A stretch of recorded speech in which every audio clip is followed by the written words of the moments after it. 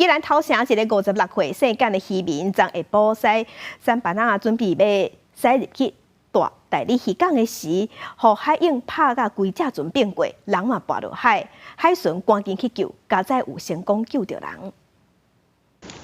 19日点歌，海巡署北部分署第一划船队代理安检所执勤人员发现一台水内平底船入港时阵挡袂了大型，互硬拍甲冰船，船顶有一个人跋喺海，随赶紧通报并且派人去救。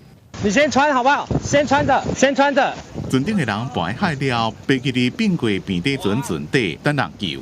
海巡人员先等救生衫，互伊救伊撑起来，结果用伞甲人游到岸边。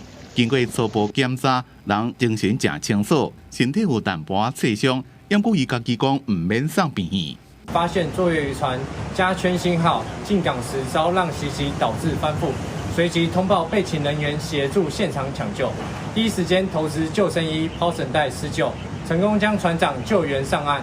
经初步检视，简姓船长意识清楚，有些许超伤，船主表示无需就医。气象署夜发长影即时信息，今仔日归人北海岸东半部沿海，还有恒春半岛、南屿、绿岛、马祖，容易发生长影。